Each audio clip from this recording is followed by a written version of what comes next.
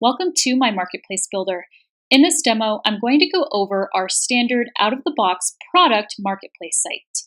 We do offer customization options and packages, but to truly understand what our product marketplace platform offers and how it works, I'll just be covering the basic functionalities in this video. So let's dive in. And first, I'm going to go over the landing page before getting into the functionalities and flows. So starting here up at the top, we've got the section for the logo. Anytime that this logo is clicked, it's going to take the user back to the landing page. So think of it as a home button. Then we've got the top header links here. The marketplace admin can change the wording or the text of those links. Then this is the section for the tagline. Here we have the keyword search bar. And then we get to these two buttons here. And these buttons are known as the call to action buttons, and their purpose is to prompt the user to perform a specific action. And in this case, for these buttons, the desired action is to prompt the user to sign up, which is especially important if you're a brand new marketplace, because in the beginning, your main purpose is to get users to sign up to use your marketplace. You want those users. And there's two buttons because in marketplaces, there are two types of users, vendors or sellers, and buyers or product seekers. So this left-hand button here, register to post items for sale, that's meant for users, those users who are wanting to post items for sale. When it's clicked, it's going to take the user to the sign up page. And this right-hand button, register to post items in search of, that button is meant for a user who's in search of a specific item, and it will eventually take them to or prompt them to sign up. But first, it's going to ask them a series of questions, narrowing down what about the item that they're looking for.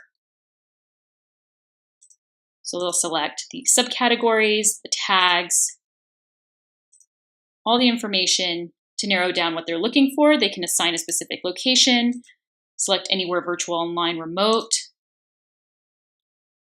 And here, this is where they'll be prompted to sign up and post. Or if they're already a user, they can click on already a user and log in. Basically, once they do sign up or log in, it's going to take them to the post to want page. And we'll go over more about wants later on in this video. But that's what those buttons do. Moving on, we've got the section for the product categories. These categories are set up by the marketplace admin, and they're clickable. When they're clicked, it's going to take the user to the browse page, and it's going to filter the search results based on that category that was clicked on. Then we have the how it works section, nice 1, 2, 3 here. And this is the section where you can outline how your marketplace works, and you want to keep in mind both types of users. You want to make sure that it makes sense for users who are wanting to sell items and for buyers. And in this bottom section here, we've got the bottom landing page image. You can choose to add text here. And then you also have the option to add a button and designate the link of where that button links to. So you can have it linked to a blog page, if you have another website. You can have it even linked to the browse page of your marketplace site. And then we get to the footer here. We've got the option to log in and sign up from here as well. And then we have the different pages, which are also set up by the marketplace admin when they're going through their marketplace setup. And then we have the marketplace social links here, which are also set up by the marketplace admin.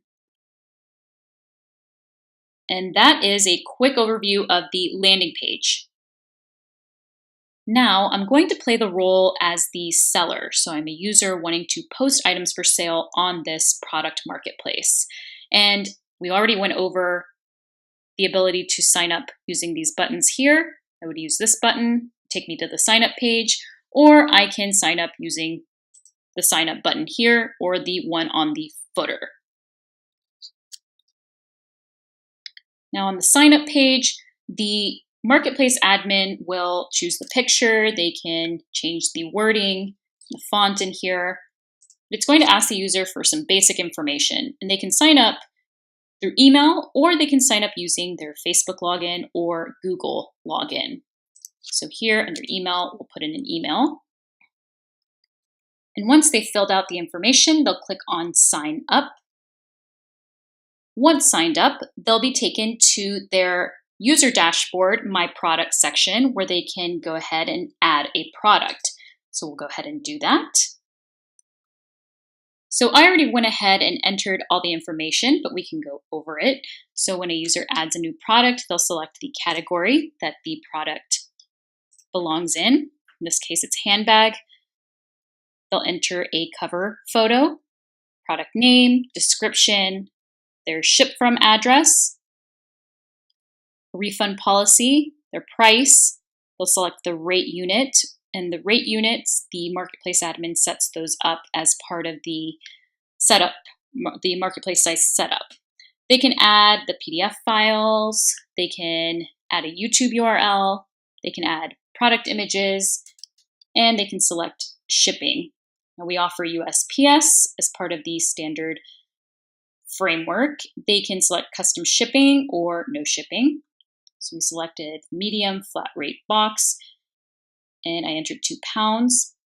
And then we get to the custom questions. So these questions are set up by the marketplace admin for the vendors to answer when they're adding their product. And this is part of the site setup process, part of the beginning process for the site admin. So in here, I've already selected my answers. It's a crossbody bag, it's a designer, the colors, and I typed in the answer here, barely used. Now let's go ahead and add it. So after I add my product, it's going to take me to my profile. So my settings profile section. And here I can add my picture. So this is where the vendor's picture is going to go. Let's find a good picture in my computer files.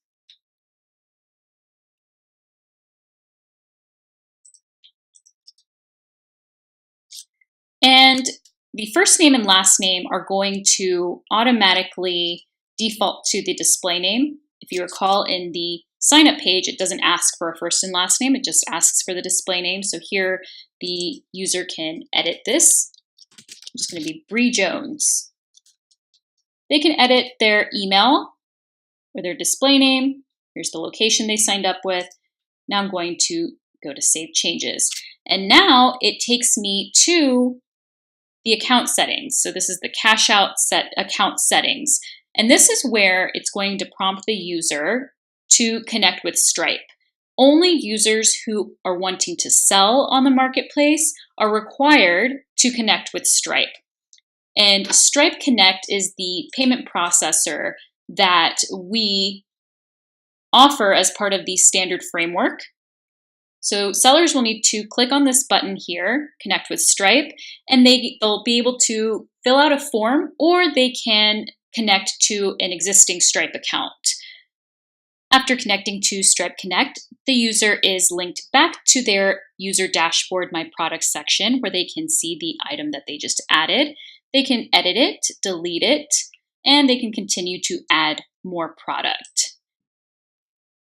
Now I'm going to switch over and play the role as the buyer or product seeker. So I'm on the Browse Products page now, and let's go over it really quick. So I've got the keyword search bar here, so I can search by keywords. I can use these filters here. I can search by category, subcategory, and tag, or by location or price range. I'll click Update Search, and it'll filter the search results based on these filters selected. I can also sort by relevance, price high to low or low to high.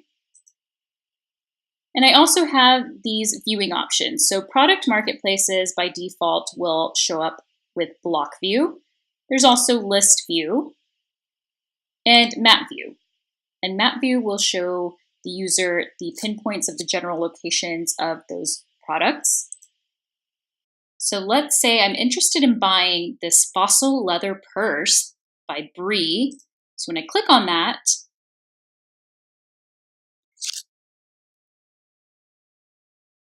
it's going to open up the product details page. So here I can see the name of the vendor, their city.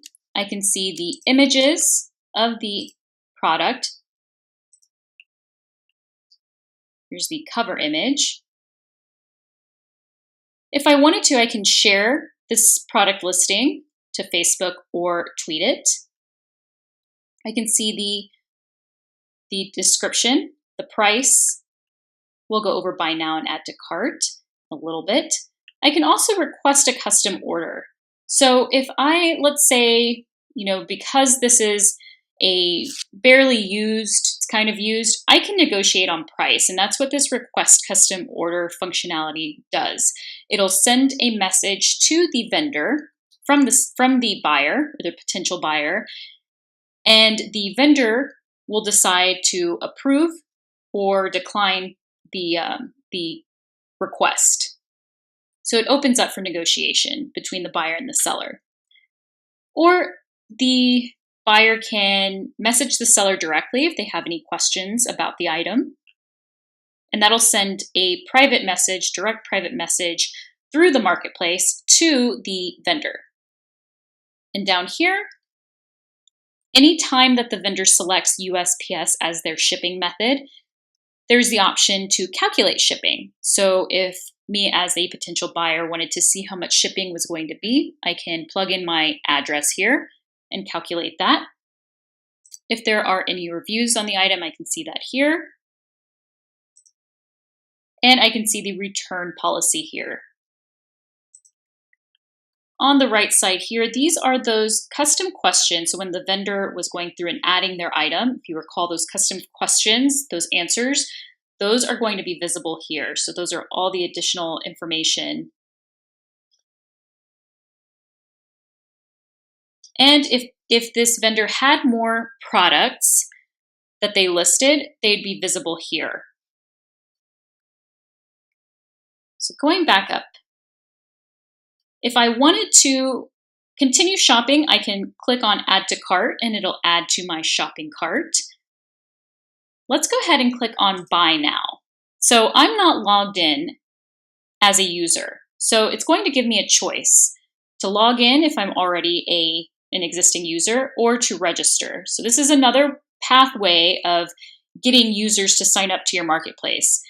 If they want to buy something, they also have to be a member of your marketplace. So I already have a user that I can use, so I'm just going to log in. Now, once I'm logged in, I logged in as Lola. I can go ahead and buy this item. So I'm going to click Buy Now. It'll take me to my shopping cart. I can go ahead and continue shopping if I decide I'm not ready to check out yet. Or I can update my cart. I'm just going to go ahead and check out. So here it'll ask me for my shipping address, the address that I want this item shipped to. So I'll enter an address. Click Next. Here I can select the shipping option that I want, and it'll automatically calculate the shipping if the vendor selected USPS as their shipping method. Click Next. And now it's going to prompt me to enter a credit card number. Credit card or debit card, and it's all processed securely by Stripe. After they've submitted payment, they'll see a confirmation message here at the bottom, and they'll be taken to their transactions section where they can see that the status is in pending status. And what happens now through the automated email system that is included in the platform, it's going to notify the vendor that they've made a sale, prompting them to go on to their transactions section and confirm the purchase. And from there, they'll be able to enter tracking information, which the buyer is going to receive. And that's how the buying process works on the standard framework of the product marketplace. Now let's go over the once flows. So what exactly is a want?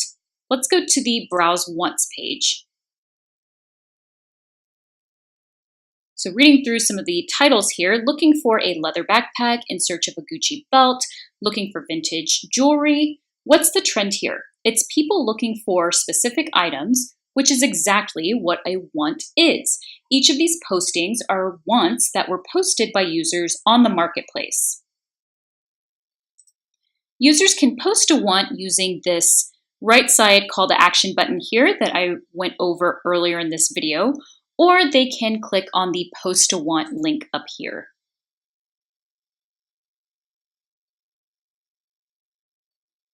And that'll open up their My Wants section, and they'll click on Add a Want or Add Want to add and post their want. So I already went ahead and filled out this information, but to go over it, basically they'll add the title. Usually they'll put in there what they're looking for, some details. They can select a specific location or, since it's product, shipping's involved, you can ship anywhere in the US. I'm going to select anywhere virtual, online, remote. They can add images, so like examples of the item they're looking for. They can set a deadline, so maybe they need this item on a specific date or by a specific date for an event, what have you.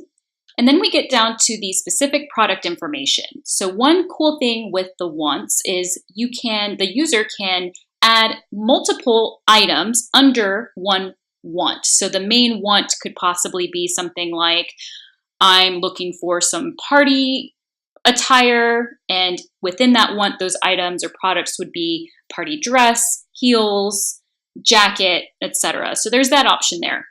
I'm just going to add one item for this want. So under product number 1, looking for that vintage black leather jacket. Some more details in there. And here I'm going to select the category, subcategory, and I'm going to set some tags for this want, as well as a price range. I'll leave it to the max. And then I'm going to publish it.